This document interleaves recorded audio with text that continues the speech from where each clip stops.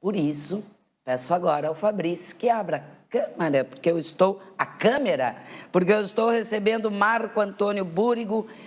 Coloquei aqui escritor, né? Porque nós vamos falar de um livro lançado por ele, seu @ Marco A. Búrigo, já podem seguir aí. Bom dia, querido, tudo bem? Seja bem-vindo. Bom dia, Jô, bom dia, telespectadores, e que a tua mensagem de boas energias fluam aqui dentro e fluam para todos para que nos todas assistem. as pessoas que estão assistindo. E sabes, Marco, posso chamar de Marco, né? Sim. O doutor Marco. Vamos deixar o doutor, hoje é o escritor, né? E sabes que eu acredito muito nisso, né? Eu tenho um propósito diário aqui sempre de trazer informação, bons bate-papos, aquela boa conversinha, né? E eu até nem gosto muito do termo entrevista, né? E sempre tenho comigo que todas as pessoas que passam por aqui, além de me inspirarem, com suas histórias, com seus aprendizados, com aquilo que vem compartilhar, tenho certeza sempre que alguém que está lá do outro lado das telinhas, né, são impactadas também. Sem dúvida nenhuma. Sempre acredito nisso. A gente não tem como saber, né? Às vezes, claro, tem uma outra pessoa que vem dar um feedback, mas eu trago isso muito forte assim comigo, que a gente tem uma missão muito legal aqui no TV Sul Mulher, e é sempre ter energia boa, né? Que aqui a gente não fala de notícia ruim a gente deixa para os outros programas. Aqui é só coisa boa. Marco Búrigo, dá licença? Uma visita inesperada, diálogos e reflexões. Do que se trata seu livro? Esse livro surgiu exatamente de momentos de silêncio e reflexão em função do confinamento que a gente teve que se submeter durante o período de pandemia.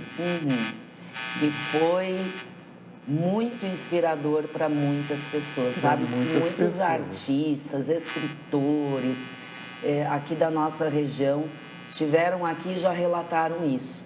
Jô, o quanto a pandemia me proporcionou, apesar, né, das dificuldades todas que passamos, mas para muitas pessoas foi um período muito inspirador, muito criativo. Exatamente. Então, eu posso dizer e confirmar isso aí, que eu sempre gostei de ler, mas eu sempre chegava cansado do meu trabalho diário, durante todo o período que eu exercia a minha atividade profissional. E nesses 2 anos, eu devo ter lido mais do que durante toda a minha vida. Que maravilha! Lido e pensado, né? Só para te dar um exemplo, Jó. Ontem, de manhã, bem cedo, eu escutei Yamandu Costa, não sei se tu conhece, ele é maravilhoso, violeiro. Nossa! E um show do Yamandu Costa com Dominguinhos, que já faleceu. Sim. O violeiro do Sul e o sanfoneiro do Norte. E durante esse show, eu fiquei observando as expressões faciais e corporais dos dois artistas, né? E me dei conta de que a música estava passando por eles. Veio de algum lugar e estava passando por eles. Pela expressão de alegria, até de êxtase que eles demonstravam durante a apresentação. Durante um determinado momento do show, o Yamandu levantou e falou para o público o seguinte: eu tocava violão desde os 6, 7 anos de idade, mas nunca como eu toco agora. depois que eu conheci Dominguinhos. Porque o Dominguinhos me ensinou como é que é botar o coração na música. Aí o Dominguinhos levantou e disse, e eu aprendi isso com Luiz Gonzaga, aquele sanfoneiro Sim. que todos nós mais antigos conhecemos, maravilhoso. Maravilhoso. Né? Então, com ele eu aprendi. E depois que o Yamandu começou a tocar música acompanhado por mim, eu notei que houve também essa diferença. Aí eu fiquei pensando, algumas pessoas me perguntam o que é escrever. Aqui na nossa região é difícil, né?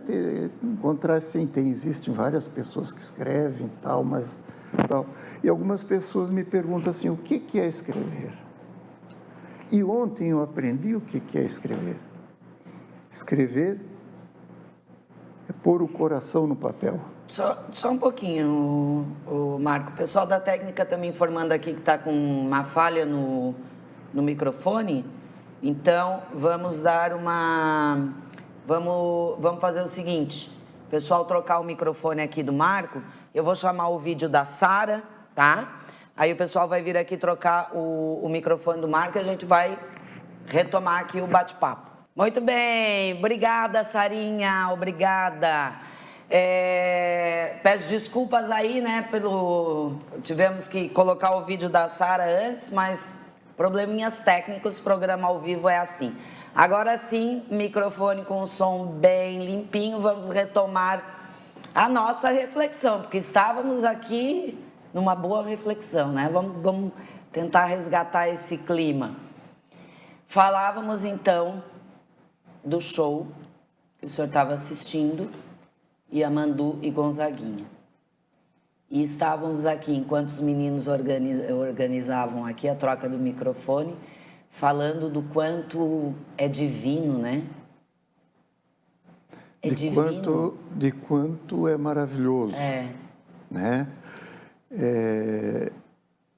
A gente vê a sensibilidade. Existem algumas pessoas que têm mais sensibilidade para receber as mensagens que o universo dá para elas. E então nós estávamos comentando que a gente vê no rosto daquelas pessoas, na expressão corporal, que elas estão sentindo a música, que elas estão pondo o coração na ponta dos dedos, no caso do violeiro, do gaiteiro, do pianista. Qualquer pessoa que observe, vamos dizer, um concerto de piano e que olhar para o pianista vai sentir que eles estão com aquela sensação de quem, através deles, está fluindo alguma coisa. Através deles, exatamente. Através deles está fluindo alguma coisa e que se manifesta no instrumento através das mãos. Sim. E qual a relação dessa sua reflexão com a escrita? Aí eu comentei que algumas pessoas me perguntam o que é escrever.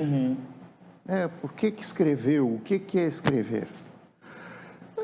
Aí eu respondi, porque eu aprendi e vi esse show do Yamandu, onde eles disseram que aprenderam a pôr o coração na música.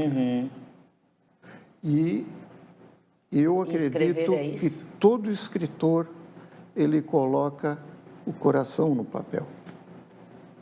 Porque se ele fizer isso só com as mãos, para cumprir um objetivo, ou para pagar uma dívida, ou para vender um livro, simplesmente isso, ele não está pondo o coração no papel. E é isso que realmente talvez chame a atenção dos leitores. Esse é seu primeiro livro? É o primeiro. Que maravilha. Nascido desse período da pandemia. Exatamente. Uma visita inesperada. Que visita é essa? Um dia eu conversando com uma pessoa que eu conheço, meu amigo, um faz-tudo, que trabalha conosco há muito tempo, E nós brincamos muito, tal, e aí começamos a conversar sobre o vírus, tal. Aí, de repente, eu disse para ele, tu sabe que eu recebi uma visita de um vírus? Ele deu risada, né, brincando e tal. Depois contou para a esposa dele, e a esposa dele, sabendo que o que nós conversamos de vez em quando é uma coisa diferente, só pode ser coisa do teu amigo. E então eu comecei a comentar com ele, sabe que esse vírus chegou e entrou no meu escritório. Eu não vi, porque a gente não vê o vírus, né? Começou a falar comigo. E me deu um susto, e eu levantei da minha mesa e botei a máscara, e ele disse, não adianta botar essa máscara, e não adianta botar os teus óculos e acender a luz, porque tu não vai me ver mesmo. Porque vocês têm uma visãozinha muito limitada. Uau! E na brincadeira e tal, onde me surgiu a ideia, eu digo, vou fazer alguma coisa, vou conversar com esse vírus. E foi onde começou, e eu comecei a escrever todas as ideias que me surgiam, como se fosse um diálogo. Eu conversava com o vírus e ele conversava comigo. E ele diz também suas opiniões a respeito do bicho gente que somos nós, né? Eu só imagino. Eu só imagino essa conversa está aqui. Isso, tá tudo aí. Olha, eu já fiquei muito curiosa, né? Porque esse diálogo deve ter sido muito rico. Sim, sem dúvida nenhuma. Bom, na minha opinião, né, as pessoas que vão ler depois é que vão, né, porque música também. Né? Eu posso gostar de uma, tu gostares de outra e não gostares daquela que eu estou gostando, né? E tá tudo certo. E livro também, é uma coisa, né? Bom, mas uma coisa é certa, em todo livro, em que às vezes eu posso ler e não encontrar nada, uma chave muitas vezes eu encontro que me abre uma porta para o conhecimento, para ir à busca de outras coisas, um outro autor que foi citado, né? Então, foi isso que aconteceu.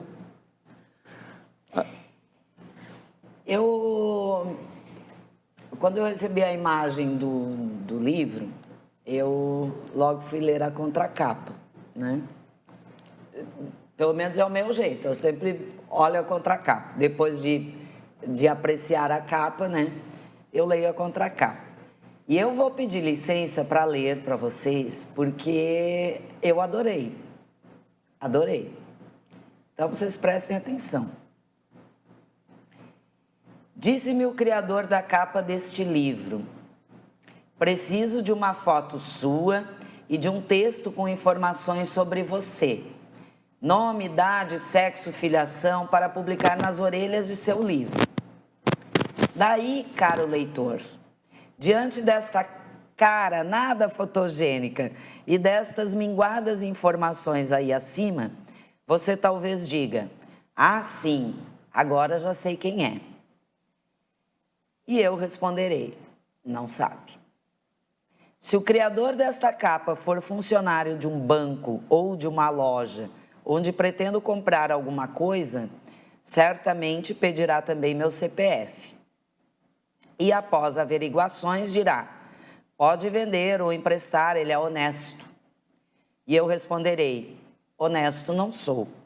Cumpro apenas minhas obrigações, com muito sacrifício e desprazer, porque senão...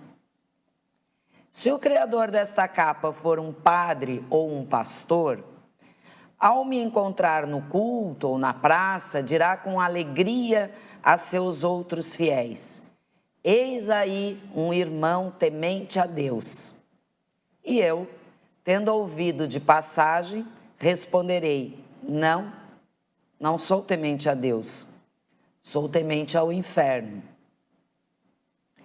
E se o criador dessa capa for um político, alardeando com orgulho distinção recebida por cumprimento da inócua lei de responsabilidade fiscal, eu comentarei: por quê? Não fez mais que obrigação, sem sacrifícios e desprazer pessoal algum. E assim vou ficando por aqui na expectativa de que as orelhas deste livro sejam suficientemente grandes para conter este texto. Que seu conteúdo possa contribuir para o entendimento de que vivemos uma fantasia. Eu falo isso com frequência. Onde praticamente tudo o que parece ser, não é. E que minhas orelhas sejam grandes e limpas para ouvir opiniões alheias contrárias às minhas, e meu coração suficientemente magnânimo para respeitá-las. Agora, tu me digas, essas iniciais aqui significam aqui, e aqui eu acho que é um cidadão qualquer, né? Mas o MAB. Marco Aburgo. Ah, claro, perdão. Marco Aburgo, um cidadão qualquer. Aí, sensacional, né, gente? Sensacional. Aí, as orelhas do livro. O texto foi grande demais, não coube nas orelhas. E aqui a outra, com uma breve descrição, né? Com as informações, afinal, que ele queria, né? Mas eu gostei. Marco Antônio Burgo, nascido em 15 de abril de 1948, 74 anos, médico, graduado pela Faculdade de Medicina da Universidade Federal de Pelotas, aposentado, vulnerável e, enfim, resumindo, um cidadão qualquer. É gaúcho, então? Não. Ah, só se formou lá. Eu nasci em Tubarão. Ah, nasceu em Tubarão. Tubarão. Só se formou no Rio Grande do Sul. E, enfim, resumindo, um cidadão qualquer. Eu adorei. Muito obrigado. Adorei. Eu me encanto muito com tudo que foge do padrão. Ah, daquela coisa aparentemente bonitinha, certinha, né? Ou como tem que ser. E isso me chamou muito a atenção. E o que me chamou muito a atenção também, nessa descrição da contracapa, foi justamente essa frase, né? Para o entendimento de que vivemos uma fantasia onde praticamente tudo o que parece ser não é. Eu concordo muito com isso. As coisas que nós vivemos são imaginadas por nós.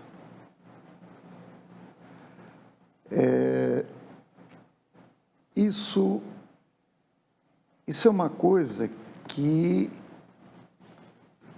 está expressa dentro do estudo de 7 leis que existem na natureza. Essas são imutáveis. E em uma das leis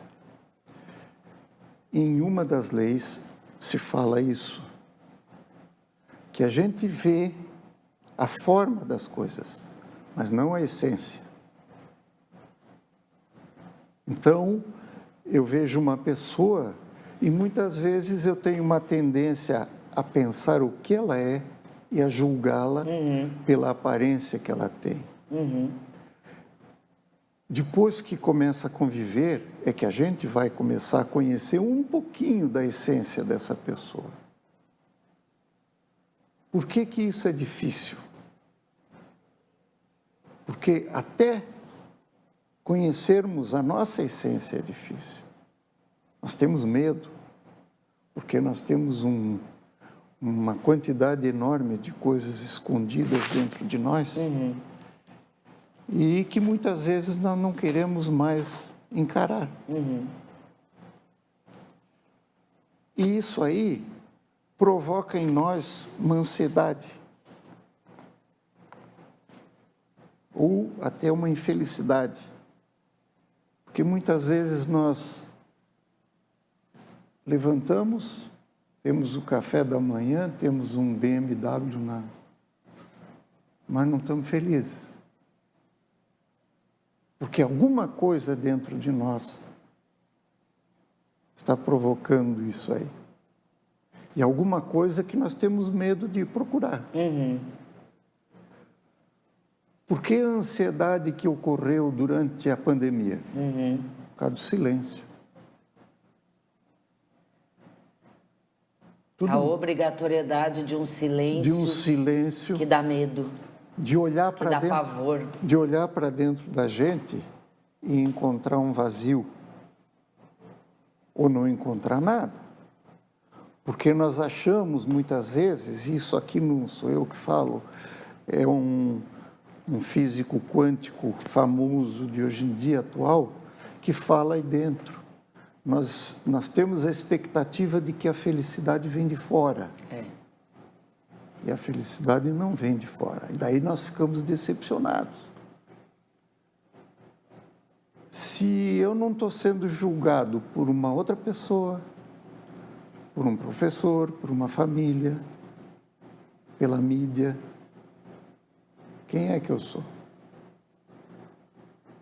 Eu sou o que eu sou, mas eu tenho que me procurar. É isso, mais ou menos, que... É verdade. Sabes que essa coisa do estar sozinho, né, consigo mesmo,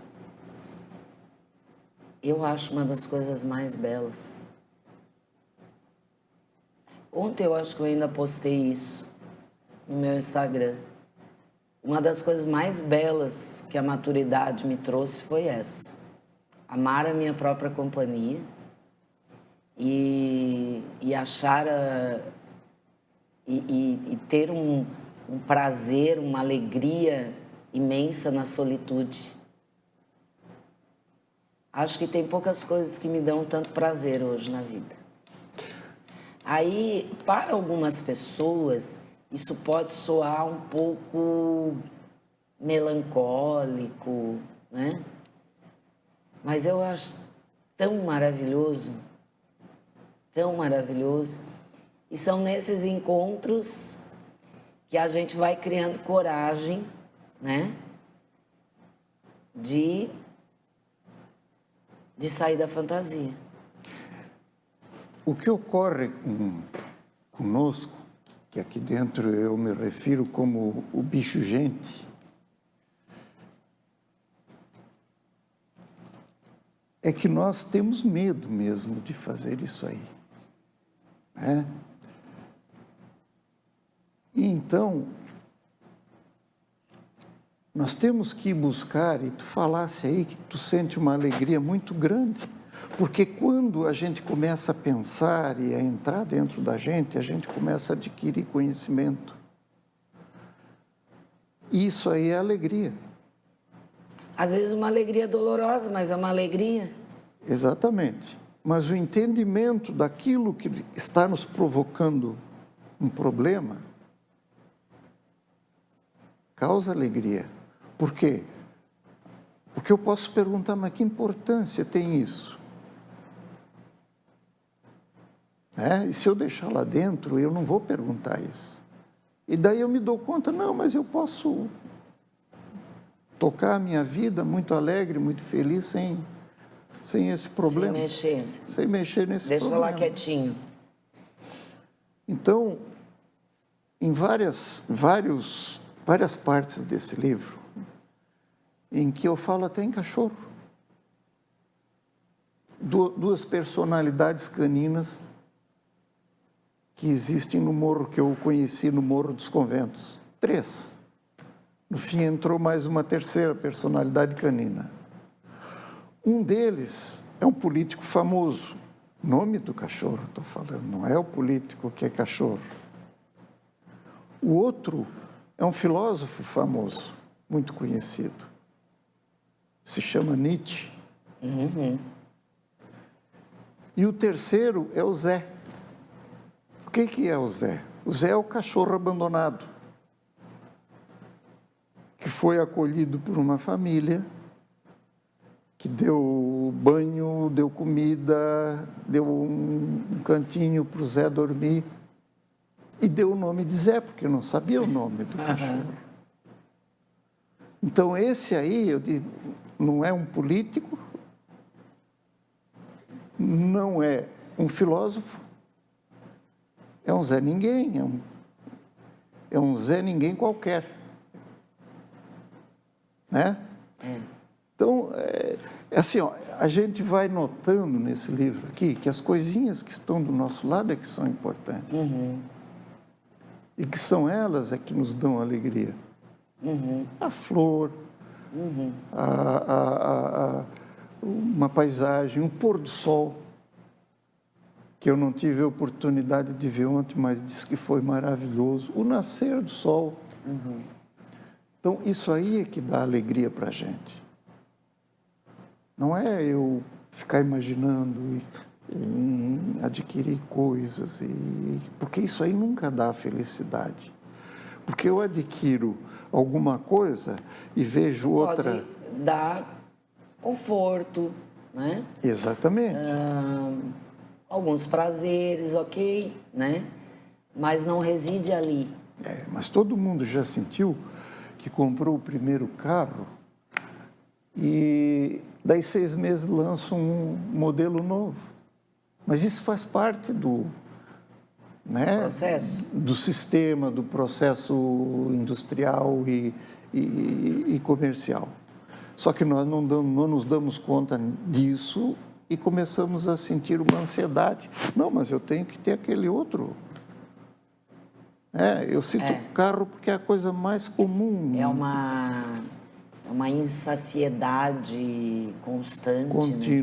Contínua. Né? E uma busca pelo imediatismo, né? Exatamente. Então, assim, ó, os cachorros, claro, quando eu falo de um cachorro que se chama Lula, né? Eu estou falando o nome de um político. Mas não foi eu. Eu conheci o cachorro Lula na via pública no Morro dos Conventos. Né? Então, eu só constatei e estou relatando. Né? O cachorro Nietzsche. Por acaso, eu gosto muito desse filósofo. Também gosto. E conheço. Né? Conheço pouco que a gente consegue conhecer, né? Então, e também conheci o cachorro Zé. E está tudo aqui dentro. Então, quando fala em política sobre o Lula, o vírus diz assim, mas eu quero que tu me fale sobre o Lula. E eu só falava sobre o cachorrinho. E que eu até fui fazer uma pesquisa por que ele se chamava Lula e fui conversar com o dono do cachorro. E o dono do cachorro me falou, assim, enfaticamente, eu tive 3 cachorros ultimamente, diz ele, um se chamava Collor, outro se chamava Maluf e outro Lula. Tudo gente boa. Eu não quis nem perguntar, né, o que ele queria dizer com isso. Porque eu não quis também criar polêmica. Mas está tudo ali, está tudo no nosso... Eu tenho uma conversa com uma andarilha colombiana. Normalmente, se vê uma andarilha e nós somos preconceituosos, a gente diz, nós não temos... Nós somos preconceituosos. Está no nosso DNA, está no nosso sangue. Né? Diz assim, eu vejo uma pessoa manifestando preconceito, olha lá, preconceituosa, fica acusando, como acontece nos campos de futebol hoje, na mídia, e faz a um erro uma semana inteira, que depois é esquecido, como tudo é esquecido hoje. Como tudo é esquecido. Então, eu conheci uma andarilha e resolvi conversar com ela. Eu dei bom dia, Era pandemia, né? Eu dei bom dia, eu estava saindo para passear na praia e ela disse, buenos dias. Aí eu caminhei mais um pouco, eu disse, mas uma estrangeira e tal. Voltei e fui conversar com ela. A uma distância bem razoável, porque nós estávamos em pandemia, né? Sim. E fui perguntar para ela, tal. Ela disse, eu sou andarilha, eu sou colombiana. De onde é que ela era? Eu perguntei, eu sou colombiana. E começou a falar várias coisas. Eu disse, mas por que tu és andarilha? Diz ela, porque eu não estava contente com a vida que eu levava e resolvi buscar minha liberdade. Eu disse, sim. E tu te achas mais livre agora? Aí o que ela me disse? Não é fácil. Não é fácil. A liberdade a gente não ganha de presente. É uma conquista. É uma busca contínua. A liberdade, diz ela. E liberdade é desprendimento. É. Eu tenho que me desprender das coisas que eu tenho, de algo, do rebanho onde eu vivo. Do rebanho onde eu vivo. Porque qual é o rebanho onde eu vivo? É o rebanho, são as pessoas que têm em volta, é o culto que eu frequento, é a política, o partido que eu... coisa. E diz ela assim, e o final disso tudo é uma frase do poeta Fernando Pessoa, poeta português Fernando Pessoa. Se queres ser livre, não queiras nada. É radical? É radical. É radical. Mas eu acho que nós temos que, na evolução nossa, adaptar isso aí. Não é não querer nada, absolutamente nada. É não querer tudo. Né? É. E felicidade também é uma coisa muito importante. Ela é simples. E é não ter menos do que se precisa. Aí é um problema social. Eu não estou falando em política, em partido político, nada. É um problema social. E aí o problema pessoal é não querer mais do que tu podes. As duas coisas são ruins. Uma pode ser social e a outra é pessoal. Porque se eu quiser mais do que eu posso, eu não durmo também. Eu não vivo feliz. Marco, esse encontro consigo mesmo, essa evolução, esse despertar, enfim, quando a pessoa começa nessa caminhada, tu acreditas que nos leva onde depois dessa existência? Puxa vida, aí nós já estamos... Vamos além. Vamos marcar outro bate-papo, eu acho. Nós já estamos entrando além, né? Mas naquelas 7 leis sobre a qual eu falei, também se estuda que nós somos... São as leis herméticas? As leis herméticas, né? Só para fazer uma citação rápida ali. Aquela andarilha conhecia Nietzsche. Porque num certo momento ela disse o seguinte: eu saí de casa porque eu queria ser eu mesmo. Aí eu falei para ela que, mas tem um filósofo que tem um livro em que ele botou o título de Seja Você Mesmo. Seja você mesmo. Aí ela assim, o Nietzsche, Andarilha, o Nietzsche. E ele também falou que Deus está morto. Vejam bem, Deus não está morto. Ele quis dizer que vários preceitos, vários conceitos morais e éticos que têm como referência a Deus estavam sendo esquecidos por uma sociedade materializada excessivamente. Uhum. Ele não quis dizer que Deus Sim. está morto, né? Mas tudo bem, isso é outra coisa. E ela falou, em determinado momento, eu disse, olha, nós temos um grupo de estudos filosóficos aqui em Araranguá, que está estudando um filósofo muito antigo e toda semana nós conversamos sobre ele, sobre as leis que ele apresentou para o universo. Aí ela assim, Platão? Eu disse para ela, não. Ele é mais antigo, com cerca de 4.500 anos, ou seja, 2.500 anos antes de Cristo. E ele é egípcio.